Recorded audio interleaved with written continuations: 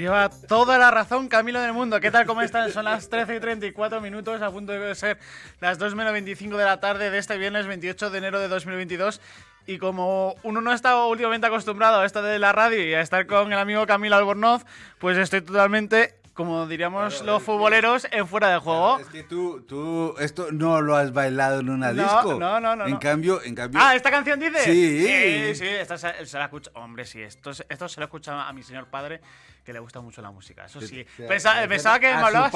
A su padre. Pensaba que me hablabas del tema que me traes hoy. No, Sí, eso estoy no. totalmente fuera de juego. De la música sí, la música Eso. sí. Bueno, pues es que ya van para 40. Que ya voy para 40, Camilo. Como para ubicarte, Sí. sí, la semana pasada con Irene empezamos a hablar sobre las hernias discales Ah, a petición de un escucha. Y entonces trajimos música disco, por aquello que disco y discos intervertebrales, pues el juego de palabras nos podía ayudar ahí. Le voy a decir a mi madre que está atenta porque ella tiene. Eso. Entonces, claro, hoy hemos empezado con esta canción disco que fue muy famosa en su momento, la de Funky Town, Sí. pero que curiosamente tiene una de esas historias Milli Vanilli de la música, ¿sí? Porque la cantante que canta no era la que salía a actuar. Aunque todo el mundo sabía que la que actuaba no era la que cantaba, pero que la que cantaba estaba guardada. Y entonces la canción fue tan exitosa que se llenaron de dinero todos, el grupo, la cantante, la actriz que hacía de cantante, y todos les fue genial, ¿no? Inclusive con manteniendo ese mismo esquema y todo el mundo sabiéndolo, ¿sí? Pues tuvieron 2 o 3 éxitos más que los mantuvieron en el ranking durante una buena temporada. Años más tarde, pero bastantes años más tarde, al grupo lo demandaron, ¿sí? Por segregación racial. Vaya, por Dios. Porque la actriz que hacía que cantaba era blanca, rubia y ojiazul, y la cantante que cantaba era negra, pelioscura, bien Ojos hirsuta y marrones. de todo. Nada que ver la una con la otra. Y entonces, pues el que en aquel entonces era el manager del grupo decidió que para efectos publicitarios y de imagen iba mejor la rubia, blanca, ojiazul que la negra, hirsuta, pelinegra, ¿no? Pero bueno. Ahora, para entrar en el tema y ubicarte también un poquito, la semana pasada lo que hablamos era de la biomecánica de la columna. ¿Qué era la columna? ¿Qué es un disco invertebral? Hablábamos de la maravilla biomecánica que es la columna. Es una cosa absolutamente sorprendente, y ver cómo ha inspirado a muchísimos ingenieros a hacer cosas increíbles y trasladar esa biomecánica a la mecánica industrial o a la mecánica en real. También decíamos que estábamos intentando que la gente imaginara cómo es un disco intervertebral, que es una bolita, que es el núcleo, que es gelatinosa, rodeada de unos anillos semifibrosos. Y entonces me acordé de que hay una imagen que se le parece mucho y que es muy cotidiana, sobre todo para las amas de casa. Las pastillas del lavavajillas Finish Quantum. Son casi que iguales. Es verdad. ¿Sí? Es verdad. Es una bolita con su roedor. Sí. La bolita es semigelatinosa, Sí, y la sí. otra es fibrosa, ¿no? Y se parecen muy fácilmente. Eso en mecánica era lo que se llamaba una articulación de rótula, ¿no? Y que soporta muy bien presiones y compresiones, pero soporta muy mal los deslizamientos. Y de ahí era donde aparecían las hernias discales. También estuvimos hablando de en qué edades son más frecuentes y todas esas cosas. Y habíamos quedado de que hoy ya hablábamos de la sintomatología de la hernia discal. Ahora, hablar de la sintomatología de la hernia discal al que alguna vez ha tenido un dolor lumbar, un lumbago, porque lumbago es un término genérico, ¿sí? Entonces no te define nada. Lumbago lo único que quiere decir es dolor de espalda en la región lumbar. Punto. A eso tienes que ponerle un apellido, ¿sí? Aunque muchísima gente lo que va y te dice es que le duelen los riñones. Pero bueno, digamos que en un momento dado hay una forma de lumbago que es originado por una irritación de la vía renal, pero hay un lumbago que es meramente mecánico, producido por una alteración de las fibras nerviosas, o hay un lumbago de tipo vertebral por la alteración de los cuerpos vertebrales, o hay un lumbago de tipo muscular por la alteración o la inflamación de los músculos, y así muchas otras estas, porque inclusive hay lumbagos que no se producen en la región lumbar, sino que son dolores reflejos de otras partes del cuerpo. Por ejemplo, cuando tienes una colitis, una inflamación del colon, tienes también un lumbago porque el dolor del colon se irradia a la espalda y simula un dolor de espalda. Ese es un síntoma, ¿Sí? ¿no? Exacto. ¿Ves? Ahora, también hablábamos de que el disco intervertebral no duele. No duele porque no tiene inervación. ¿Sí? Duelen son las estructuras que están a su lado y que sí tienen inervación. Entonces, por ejemplo, cuando el disco se daña o se altera y se desplaza y empuja, por ejemplo, el periosto de la vértebra, esa parte duele, ¿sí? Pero duele la vértebra, no el disco. O se desplaza y pinza un nervio, comprime un nervio, ese nervio es el que duele, bien sea el nervio ciático, el frénico, el femoral, el que sea. Sí. ¿Sí? Ese es el nervio el que duele. Cuando tú estás haciendo un problema y ese disco se desplaza hacia atrás, entonces puede comprimir la médula y entonces lo que duele es las meninges de la médula, no es el disco ni la médula. O en algún momento dado, ¿sí? Cuando tienes un problema, digamos que es muy típico, hiciste un movimiento y lo que dicen, sentí que me pegó el crujido y el tirón, pues es el músculo que ayuda a mantener estable la columna vertebral, lo que duele. Que la fibra saltó. De hecho, ¿sí? Cuando a una persona le hacen por cualquier motivo una resonancia magnética o una tomografía computadorizada de la columna vertebral, es bastante frecuente encontrar hernias discales que no han dado nunca síntomas. Cuanto más mayor eres, más posibilidades de que esas hernias asintomáticas aparezcan.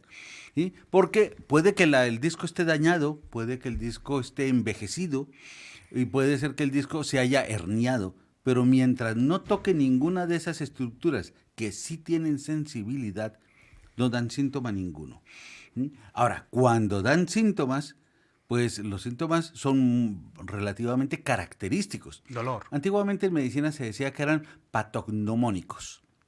Era la frase con la que uno decía, es que esto es patognomónico, o sea que esto es así y no hay discusión factible. Pero resulta que cada vez esa palabra patognomónica fue perdiendo validez porque no hay nada que sea así. Es probable, es lo más factible, es lo más característico. Entonces, lo más característico es que lo habitual es que sea un dolor súbito, ¿sí? Un dolor que no es que vaya apareciendo poquito a poco, así, tal, que puede ser, ¿sí? Pero lo típico es un dolor súbito. Hiciste un movimiento, cargaste un peso, hiciste un giro, lo que tú quieras, y de pronto sentiste ese dolor tremendo, tremendo, tremendo, que te deja inmóvil incluso muchas veces. No es raro encontrar un paciente, sobre todo hombres, que me llegan a las urgencias doblados, pero físicamente doblados, en una posición que nosotros llamamos posición antárgica. Así. Está como encorvado, como, Claro. como los monos de la prehistoria. Porque esa posición hace que tengan menos dolor. Pero claro, es una posición que te fatiga enormemente también. ¿Sí? Y te cuentan una historia de lo más tonto de este mundo. ¿Sí? ¿Qué le pasó? Nada. Yo me senté en el borde de la cama, estaba vistiéndome, cogí los calcetines, me agaché para ponerme uno y me quedé ahí. Eso es muy típico. Son movimientos que a veces consideramos banales, pero que por alguna razón las hacemos en el momento más inoportuno para la columna o de una manera mecánicamente inadecuada y no nos damos cuenta. Y entonces sometemos a la columna y a la musculatura que la sostiene a una posición que es de mayor esfuerzo y que produce, o bien sea que se desplace el núcleo, el disco intervertebral, produciendo el dolor, o le pegamos el tirón al músculo que ya viene debilitado por la hernia discal. ¿Sí? Pero lo que hay que tener en cuenta es que esto dura un instante en producirse, pero muchos días en mejorarse. ¿sí? Entonces, es una cosa que hay que tener en cuenta. Ahora, los síntomas pueden variar mucho de acuerdo a qué estructura la hernia discal comprime. Entonces, por ejemplo, que comprime los nervios laterales, pues entonces te puede producir un dolor que puede coger la parte lateral de la espalda, o si coge otro grupo mayor de nervios, o son varias hernias las que están en juego, pues te puede doler el glúteo de ese lado, un dolor en el culo que es que no te permite ni sentarte. ¿Sí? O si coge la salida de las raíces nerviosas del nervio ciático que están entre la vértebra lumbar 4 y 5 y entre las vértebras sacras 1 y 2, pues tienes un dolor que baja por el culo, por toda la parte posterior de la pierna. Eso le pasa más a las mujeres, ¿puede ser? No, es bastante... Es común para los dos. Sí, es común a los lo dos. digo por el tema del tacón y tal, no tiene nada que ver. No tiene nada que ver. Pero bueno, si me están oyendo mis compañeros traumatólogos, te van a decir sí tiene que ver. Porque los tacones, cuanto más altos seas, más producen una posición de carga adicional para la columna Piramidal y y todo un eso. debilitamiento de los músculos gemelares, que es lo que hace que se vea tan bonita y tan contorneada la pierna, ¿sí? Pero que para efectos mecánicos de la columna es muy malo. Pero no para los efectos de que se produzcan más o menos síntomas de tipo específico, ¿sí? De hecho, el dolor ciático es bastante más común en hombres que en mujeres, ¿sí? Pero es por otras razones, ¿sí? Ahora, todo depende de cuántas, digamos, filamentos del ciático alcanza a involucrar la hernia o la herniación. Entonces el dolor se queda en el glúteo, se queda en la rodilla o puede llegar hasta la punta del dedo gordo, ¿sí? Es un dolor urente, es decir, de sensación quemante, como de hormiguillos muy molestos, una sensación en la que tienes alteraciones de la sensibilidad o incluso puedes llegar a tener una sensación de debilidad muscular, con lo cual te impide dar el paso y tú ves que esas personas caminan arrastrando la pierna, e incluso en muchas ocasiones son incapaces de caminar porque la debilidad muscular es tan grande que no les permite sostenerse en pie, ¿sí? Entonces, ahí es cuando vienen las diferentes formas de la aparición de la hernia discal, ¿sí? Otra forma es cuando se desplaza hacia adelante o hacia atrás y entonces puede producir una compresión de la médula o una compresión bilateral de los nervios laterales, de tal forma de que produce una alteración en ambas piernas al mismo tiempo, en esas dos circunstancias. También puede producirse una forma de hernia discal que es bastante típica entre la unión de la quinta lumbar y la primera sacra, porque con el tiempo la quinta lumbar tiende a buscar unirse en una sola con la primera sacra, que eso se llama la sacralización de la quinta lumbar. Y eso produce una molestia continuada, permanente, que produce agudizaciones relativamente frecuentes, pero que cuando se completa ese proceso, desaparece. ¿Sí? El problema es tener la paciencia de los años que dura en completarse ese proceso. También puede producirse una forma de herniación en la última parte de la columna, ¿sí? Donde están aquellos vestigios de nuestra antigua cola simiesca, en el coxis y en la parte final del sacro, que se llama la cola de caballo, y entonces también va a producir unas alteraciones importantes, un dolor en la entrepierna, en la cara interna, en los muslos, puede afectar los nervios que van hacia el clítoris o hacia el pene en los hombres, con lo cual puede producir trastornos de la sensibilidad o de la función de cualquiera de esos elementos en cualquiera de los dos sexos. Pero evidentemente la lumbalgia y la ciática o la lumbociática son los motivos de consulta más frecuentes, sobre todo en hombres, ¿sí? Y es por eso, porque los discos invertebrales, como el nervio ciático no es un solo nervio, es un conjunto de raíces nerviosas que se van uniendo y van a inervar o van a traer toda la información nerviosa o neurológica de la pierna de cada lado. Entonces, cuando se produce la hernia y afecta o un grupo o todos los grupos de las raíces nerviosas del ciático, pues se produce un dolor o local o, como ya lo describíamos antes, que puede ser de toda la longitud del nervio ciático hasta la punta del dedo. Hay una variedad que se llama la cruralgia, ¿sí? En el cual coge y pinza es al nervio crural. Y el nervio crural, entonces, ¿qué es lo que te va a producir? Te produce una sensación igual, dolor, hormiguillos, como acorchamiento de la cara interna del muslo, pero sobre todo del huevo de ese lado. Ahí, llevándolo a términos deportivos, no sé si te acordarás hace unos años, Gareth Bale, jugador del Real Madrid, que decían que no tenía una hernia, que tenía una profusión. Sí, esa diferenciación la hicimos la semana pasada y es que las protusiones es cuando el disco central el núcleo pulposo del disco se desplaza dañando los anillos del anillo, de las capas del anillo fibroso del disco. Pero que no se produce un desplazamiento de todo el disco intervertebral, comprimiendo o lesionando algún nervio periférico.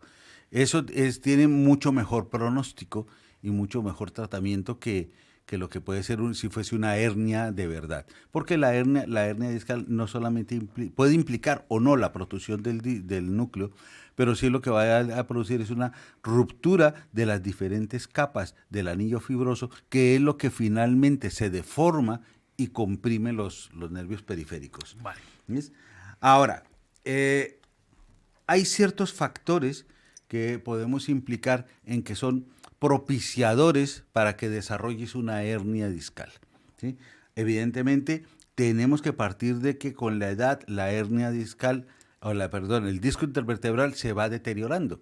Y ese deteriorando, pues puede ser que se calcifique o puede ser que se deshidrate. Hablábamos que, curiosamente, durante el día el disco intervertebral va perdiendo agua, que se la quita en los poros de las vértebras a las que está unido, pero por la noche vuelve y gana esa agua y se rehidrata, de tal forma de que cuando nos despertamos por la mañana somos un poco más altos que cuando nos acostamos por la noche. Anda, eso no lo sabía. Nos vamos achicando durante el día, pero vamos creciendo durante la noche.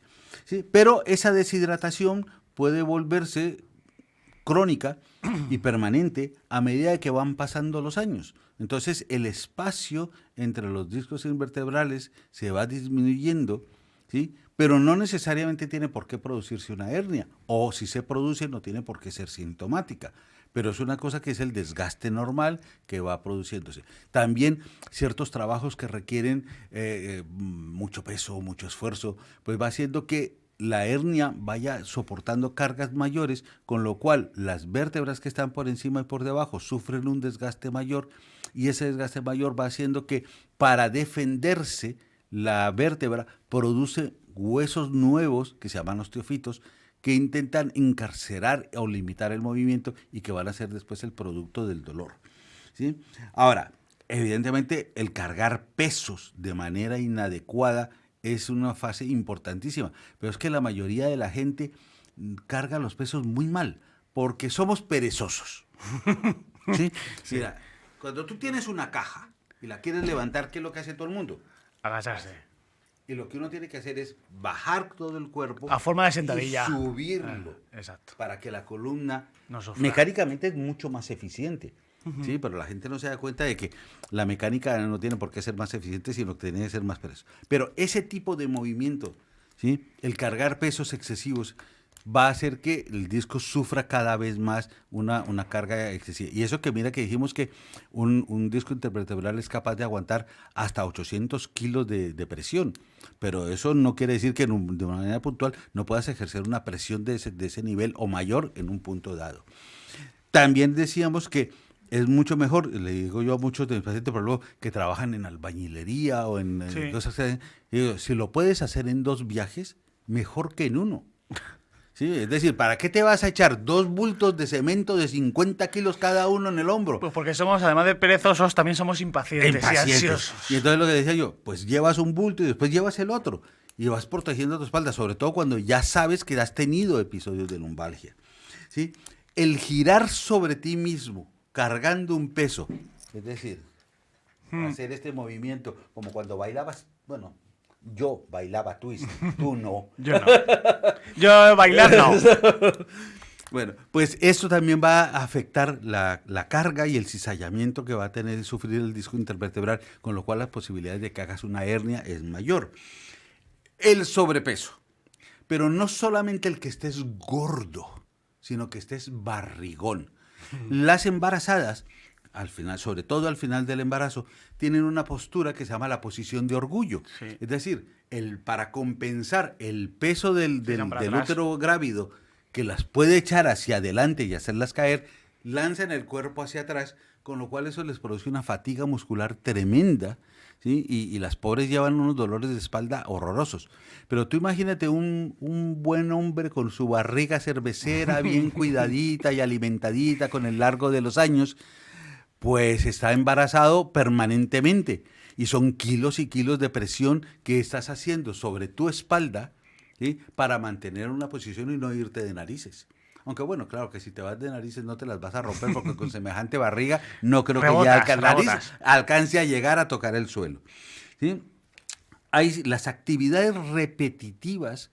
En estos casos también son muy importantes. Hacer un mismo movimiento muchas veces, sobre todo sin el cuidado de las actividades mecánicas o ergonométricas, pues va a implicar que vas a estar machacando a la pobre columna y al disco vertebral muchas veces. Pero ahí es, por ejemplo, en los casos de las buenas amas de casa, sobre todo de las antiguas amas de casa, que hacían movimientos repetitivos que, digamos, no se daban cuenta que fuesen en un momento dado ni repetitivos ni peligrosos para su columna.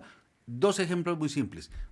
Ibas con la colada y subías los brazos mientras te mantenías recto o en puntillas para colgar la ropa para que se secara. Sí. O ponías la mesa de planchar, ¿sí? Y estabas dándole a la plancha, que Así, son movimientos... así planchaba, así, que yo la vi. Claro, exacto. Entonces son movimientos repetitivos en los cuales estás mucho tiempo de pie y que de alguna manera haces movimientos de giro, aunque no tengas mucho peso para cargar, pero el movimiento de giro de pie repetitivo puede producir ese tipo de desgaste.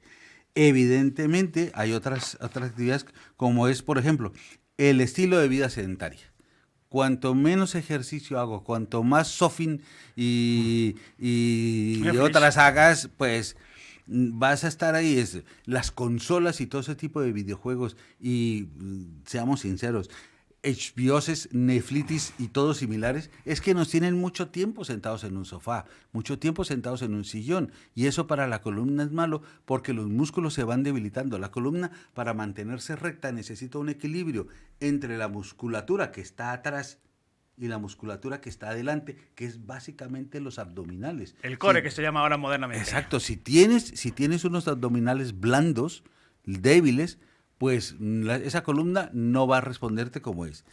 Y aunque no lo parezca evidente, gente que conduce muchas horas al día, por muy cómodo que sea el sillón de tu camión o de tu coche o de lo que sea, muchas horas al día van a implicar posiciones inadecuadas, prolongadas y debilidades musculares de la columna, que entonces van a traducirse en que en algún momento esa debilidad se puede traducir en un tirón muscular, en una mala posición, o las malas posiciones repetidas van a implicar que mantengas una presión o una tensión exagerada sobre un punto del disco intervertebral, pudiendo llegar a romperlo en algún momento.